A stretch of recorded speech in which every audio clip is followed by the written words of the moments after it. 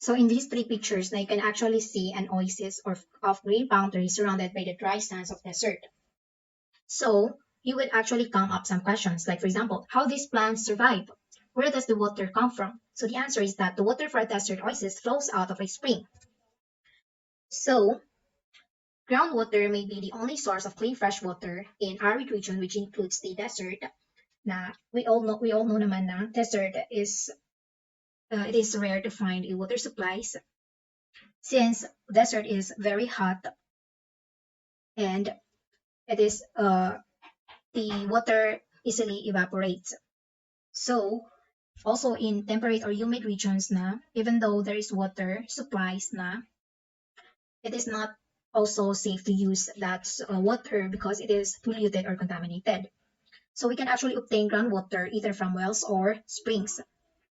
So spring is a natural outlet from which groundwater naturally spills or seep onto the ground surface.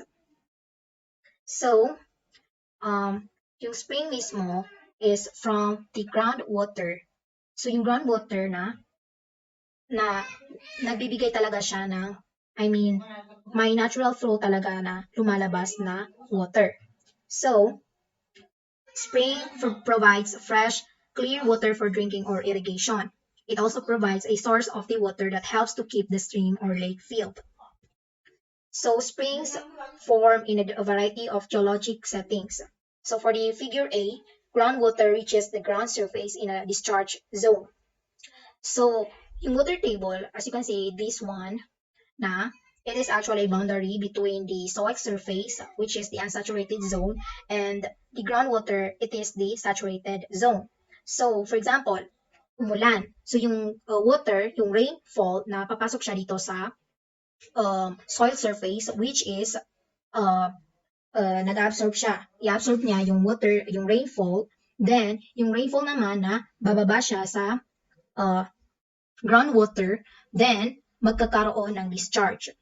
So, yung pressure ng water, yung water pressure na, ipupush niya yung groundwater sa pataas, parang dito, ipupush niya, then lalabas mismo yung water, yung discharge, yung water discharge.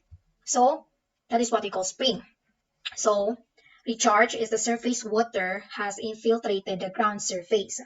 So, yung recharge, na yan yung, for example, yung rainfall nga, na ang tawag doon, yung nakapasok na sa groundwater is the recharge. Then, yung lumabas na water from the groundwater na which nangyari yun because of the water pressure na, that is what we call discharge.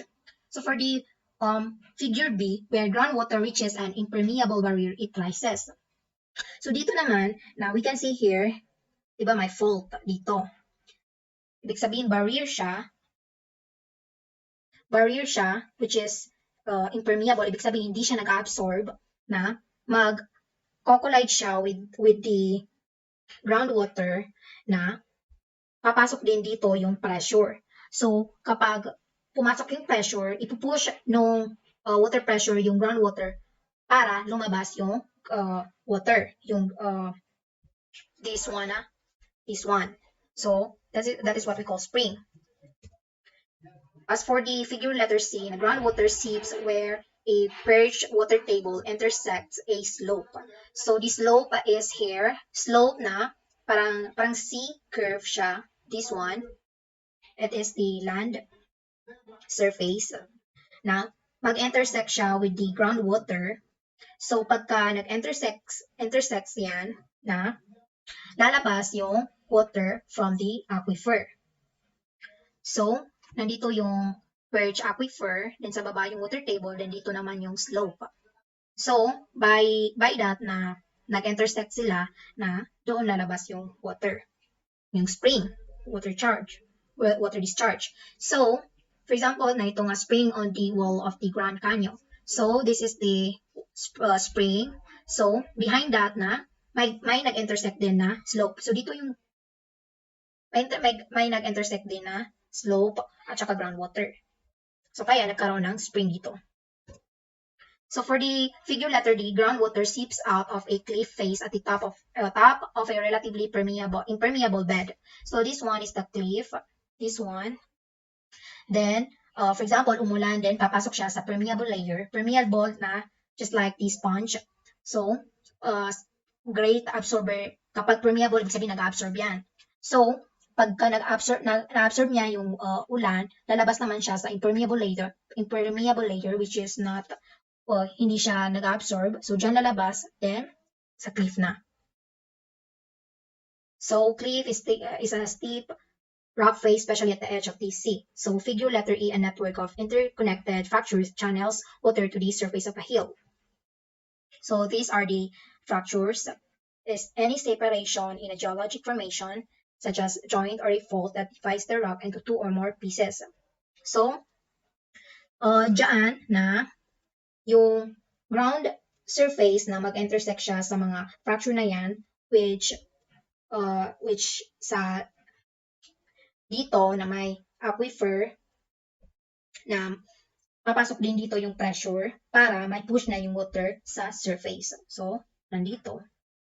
So, dito, for example, dito yung aquifer, yung water table na may pressure na dadaan, then ipupush niya yung water or groundwater para, pupush niya yung groundwater para lumabas dito sa surface. Well is an excavation or structure created in the ground by digging, driving, or drilling to access liquid resources, usually water. So before na yung mga farmers and villagers na they have learned how to get a groundwater kahit na walang existence ng springs. So they have accessed that by digging a hole. So up until today na, people still construct wells by digging a hole, but it is easier to just drill the well. So according to hydrogeologists, the study of groundwater, now they have actually distinguished two types of well basing on the pressure of the water. For the first type, it is what we call ordinary well. So the base of the well lies below, nakalagay siya sa baba ng water table. So yung water na nag-flow lang, nagaling sa aquifer, mag-flow siya doon sa well, then pupunuin lang ng water yung water table. So aquitard, it is the rock or sediment that lies above the water table. So nasa taas siya ng water table. So drilling into an aquitard, the water table will not provide water and therefore yields a dry well. So as you can see, dito yung aquitard, walang masyadong makukuha dyan na water. So magdadry talaga yung well. So some ordinary wells are seasonal. So this means that magpo-function lang sila kapag rainy season, kapag yung water table na tumaas siya sa base ng well. So kapag dry season naman, yung water table na nasa baba ng base ng well. So that is why magiging dry. So to extract a water from ordinary well, now you just have to pull the water up with the use of bucket, or you can just pump the water out. So for as long as the rate at which groundwater seeps into the well equals or exceed the rate at which you remove the water, na the level of the water table will still remain the same. So drawdown is a phenomenon when you pump water out of the well too fast. The water table sinks around the well. So kapag nangyari yon, the water table magpa-form yung ng downward pointing cone-shaped surface, which is what we call a cone of depression that surrounds the well. So kapag drawdown or kumukuha ka ng water ng mabilisan sa mga deep well na, magkakaroon yun mag-result yun ng dry well. So for the second type, artesian well, it was named for the province of Artois in France, which actually it just flow on its own. Hindi na kailangan mag-pump ng water or by using bucket. It just have to penetrate in a confined aquifer so that the water pressure will push the water to rise up on its own above the surface. So, the non-flowing artesian well, nakapa yung level ng water table na tumaas siya sa to which the water table would lies below the ground surface. So, yun nga, yung water table na tataas siya, na doon siya mismo may lalagay sa baba no ground surface.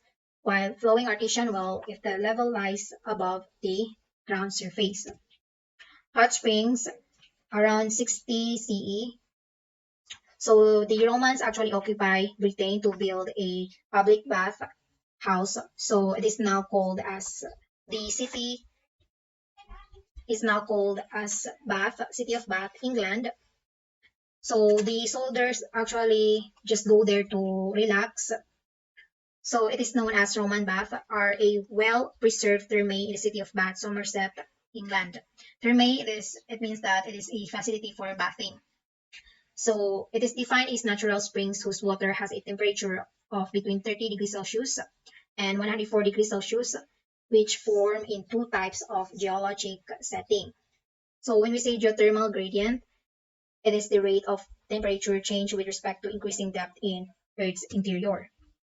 So because of the geothermal gradient na tumataas yung temperature no spring, kaya siya hot spring. So hot spring also develop in regions of igneous activity where groundwater within magma-heated rock lies relatively close to the Earth's surface. So kaya nagkakaroon ng geysers, hot spring, it is because nagkakaroon ng interaction yung groundwater at saka yung mga igneous activity. So that is why naging hot. So nasa baba, as you can see in this figure na nasa baba yung magma, which is very hot, na dito naman, nagta-transfer yung mga heat, nagiging cold and cold naman, magiging warm naman. So, sa taas, na dyan nagkaroon ng mga hot springs, geysers. So, natural pools fed by hot springs may become brightly colored by thermophilic bacteria or heat-loving bacteria and archaea that thrive in the hot water. So because of it is one of the feature of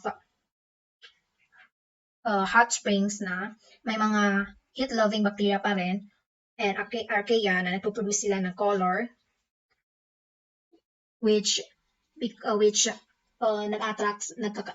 nagiging attraction yun sa mga hot springs.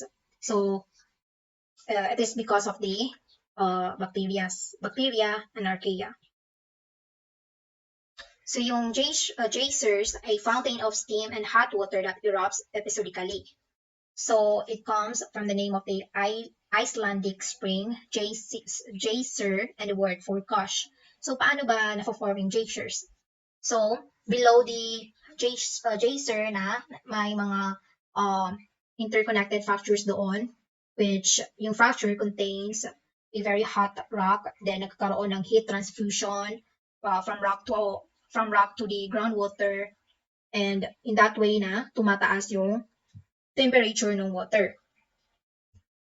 For the development of caves in 1799, a hunter named Hutchins was tracking a bear through the woods of Kentucky. Then suddenly the bear disappeared on a hill slope. So the cave, the name of the cave was Mammoth Cave, which he just discovered.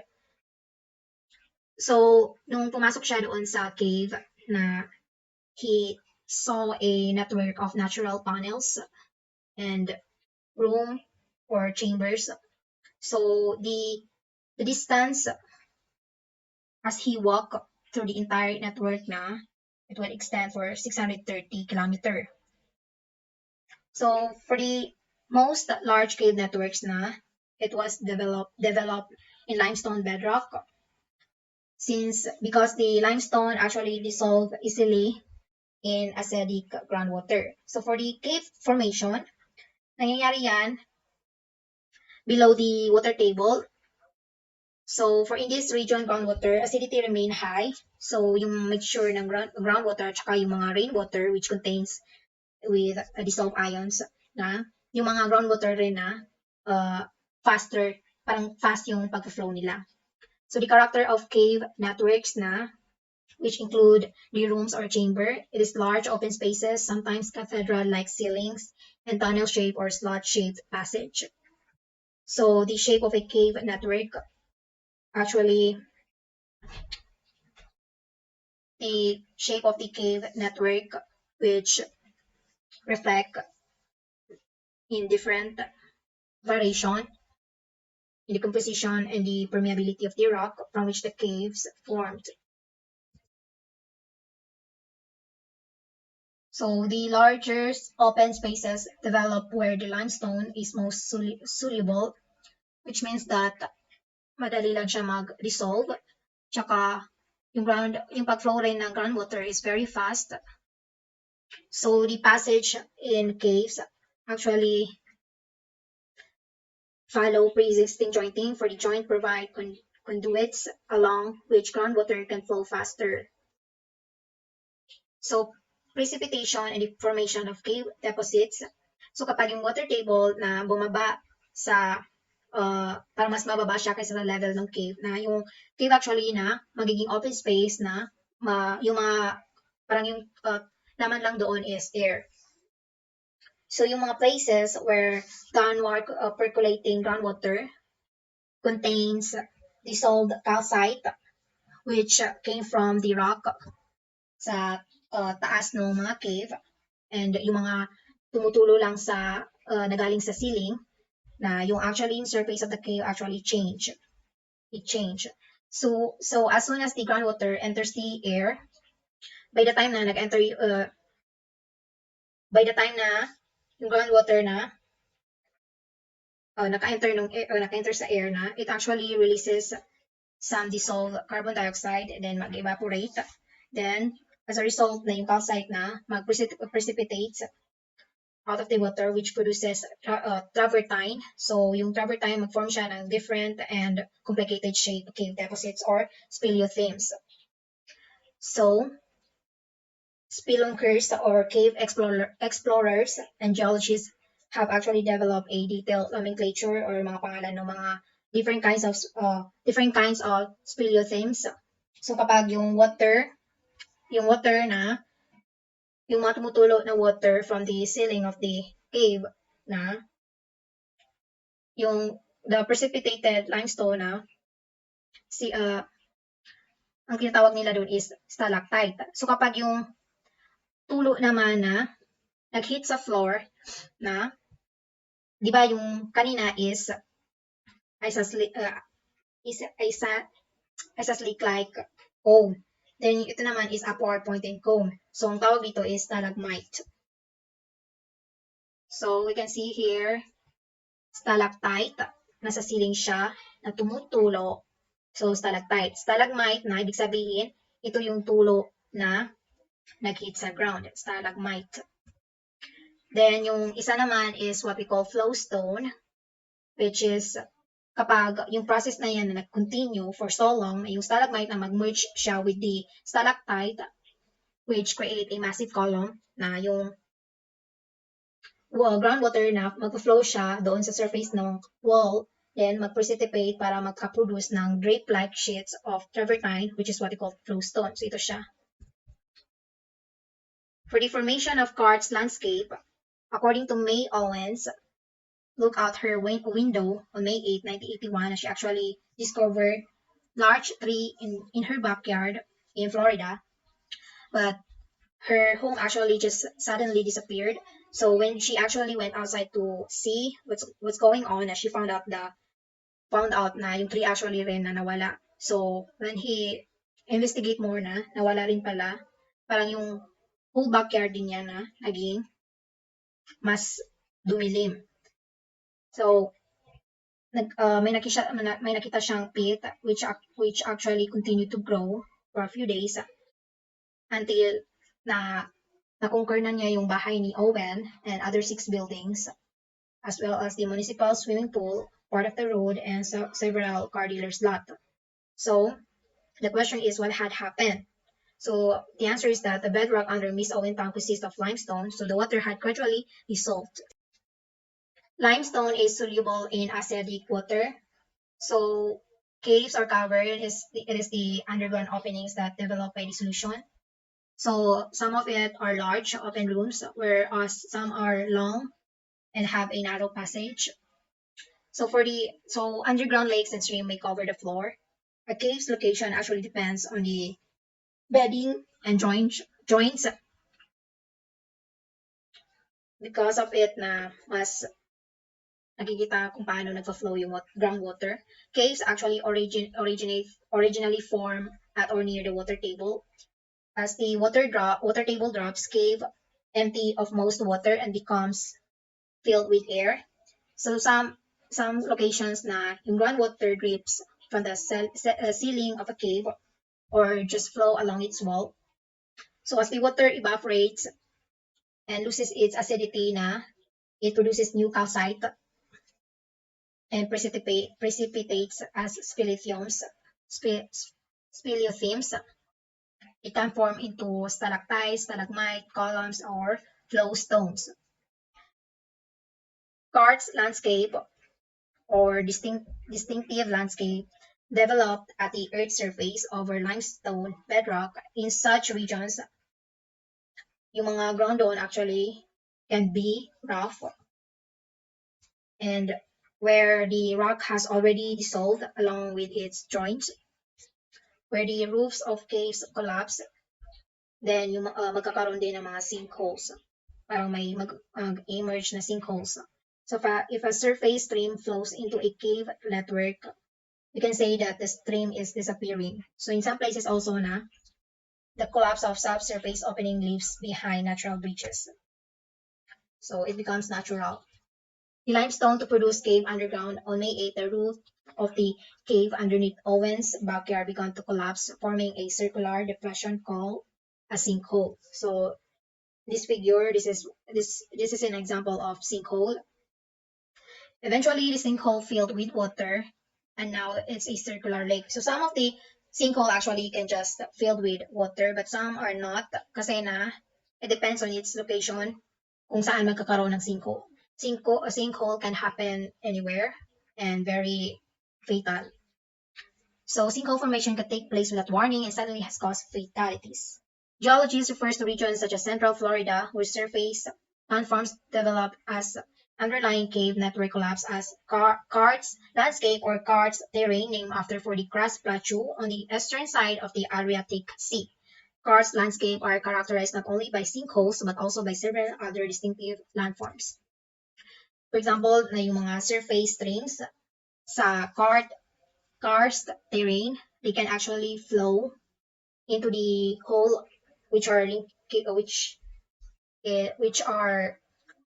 the caves.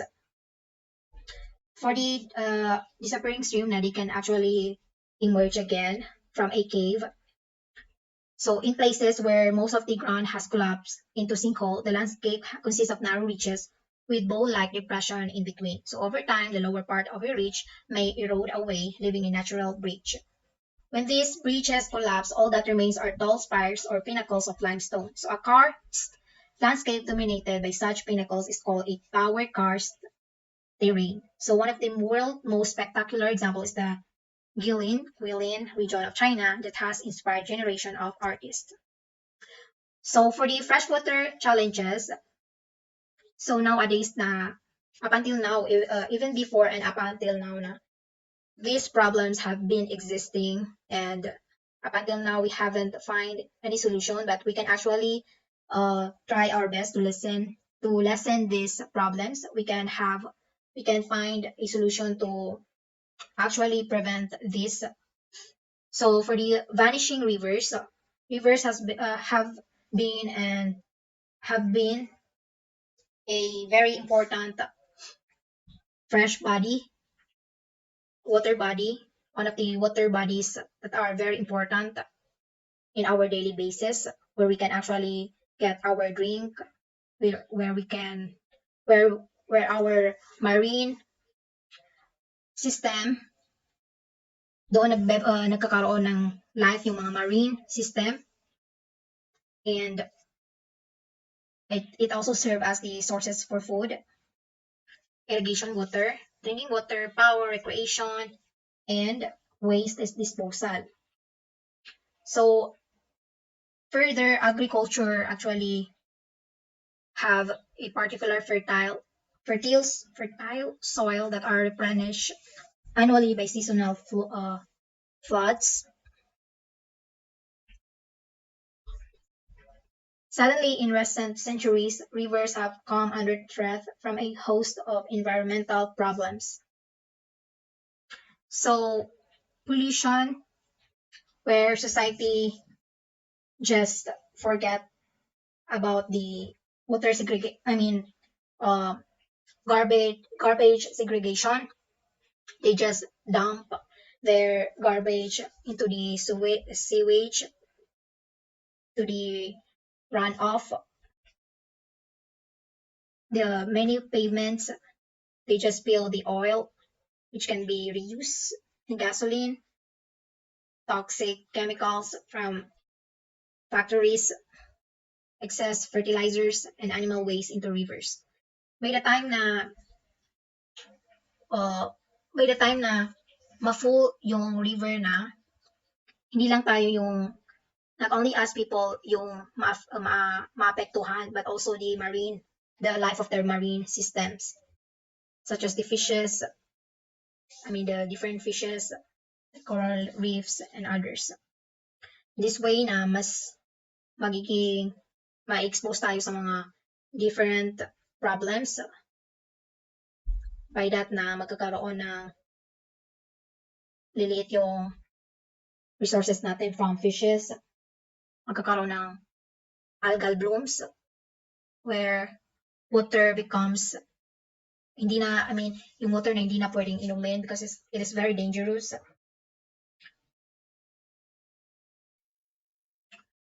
For the dam construction, today na there are actually total of 38,000 large dams worldwide. So we all know na constructing a dam has a lot of benefits and it also has some disadvantages. So by the time na yung mga tao na mag-throw sila ng mga basura nila near sa mga dams na it actually can accumulate and it start to by the time na ma-accumulate yon na magkakaroon ng yung maapektuhan yung life ng mga marine systems, yung ecosystem, then mag-emerge may ma-emerge na new diseases which is very disadvantage for us humans. For the overuse of river water na, by the time na marami na yung population ng mga tao, na we all know na the river is very important, but it is hard to find another supply of water. So, human activity is very disadvantaged. Hindi talaga nakakatulong yung mga human activity, mga man-made activity. Kasi na, it will start kapag na-overuse na yung water because of us, na tayo rin yung maghihirap. Tayo rin yung walang makukuha ng mga resources. So the effects of urbanization and agriculture. So urbanization has taken place now, which urbanization transformed fields and forests into parking lots, roads, and buildings. Dito nalilimit na nababawasan na yung resources na mga forest, mga lands natin, which actually we can use that for agriculture, plant trees for us naman. But if we are going to continue building some infrastructures na, it can lessen the sources or the supplies of water, plants, or the vegetation, mga agriculture. Then, dito na papasok din yung mga different calamities or natural disasters. So, hindi mahirap na i-prevent yung mga natural disaster kapag mas parang maliit yung mga nature. So, for the threats to lakes, threats to lakes. So yung lakes are delicate ecosystems. They contain a lot of dissolved oxygen. They have a lot of, they are one of the integral and essential in our lives. Kasi na they somehow produce a lot of benefits for us, for us living things. So the process of eutrophication can trigger an algal bloom, which not only hindi lang gagawin niya yung lake na kulay green, but also it lessen the amount of it lessen the amount of the oxygen in the water, which actually magiging parang mas mahirapan yung mga marine, yung mga life ng mga marine ecosystem doon, sila yung mahihirapan. So by the time na mahirapan sila, mawalan sila ng oxygen, mamamatay sila, then wala tayo rin yung kawawa kasi na mawalan din tayo ng another resources. So respiration by the algal cells at night absorbs oxygen from the water. So when the algae die, the bacteria will be decomposed. So a process that uses up even more oxygen. So if the dissolved oxygen concentration decreases, the fish and other organism will die. So lakes are also under threat in places where river diversion has cut off their supplies of water. So some lakes have dried up as a consequences. So the challenges to the groundwater sources is groundwater a renewable resource? So in a time frame of 10,000 years, the answer is yes. For the hydrologic cycle or the water cycle will eventually magsusupply ulit ng mga water bodies. But in a time frame of 100 to 1,000 years, the span of the human lifetime, the groundwater in some region will become not non-renewable resources. So the depletion of groundwater supplies, we actually humans are one of the reasons why our life, tayong mga humans are one of the main factor why our Mother Earth are continually dying. So if we humans are not taking action with these problems, tayo naman yung tayo rin yung mawawalan. So some of it na hindi na, parang it's hard to find a remedy for this, but for as long as we try to be knowledgeable, we try to find a solution, we can actually lessen this problems. So a number of other problems accompany the depletion of groundwater. First factor is the lowering of the water table. So kapag parati na tayo kumukuha ng source ng water from wells, na yung water table, yung level ng water table actually will decrease. So as a consequence na magda-dry up yon, and other water bodies start to dry up yon, until it will be hard for us to find a new. Another factor is the reversal of groundwater flow direction. So the cone of depression na nag-develop sa well, which actually create a slope sa water table. So it will be large enough to reverse yung flow ng groundwater.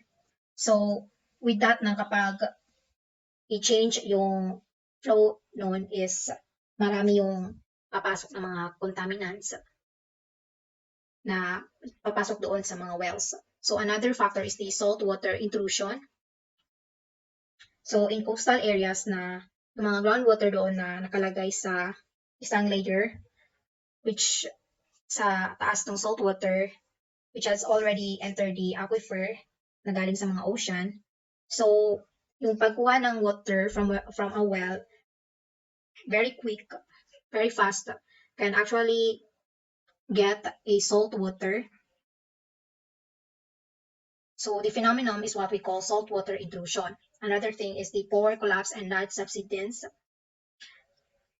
Yung pag-extract ng water from a pore, which causes the grains around the pore to accumulate the pore, to pack the or to accumulate them together.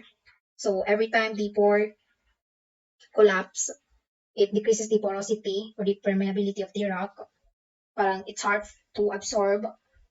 Malilesen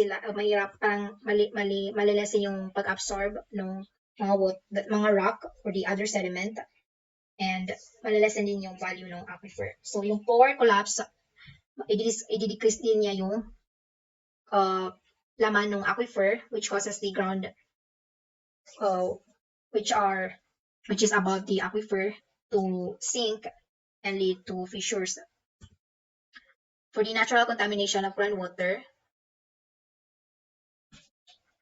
so in some places na you can just drink groundwater right away, or rocks and sediments, which becomes a natural filters, which very reliable in trapping the suspended solids. So as a result na marami ring up until now na marami nang nag-distribute ng mga bottled groundwater with spring water, which has become a major business worldwide. However na dissolved chemicals and in some cases methane makes some natural groundwater unusable. So we all know methane is one of the chemicals that are very dangerous. So when we consume it na, it is very dangerous to our health. So for example na yung mga groundwater may be mineralized and salty, but still it is dangerous for irrigation and it is not safe for drinking.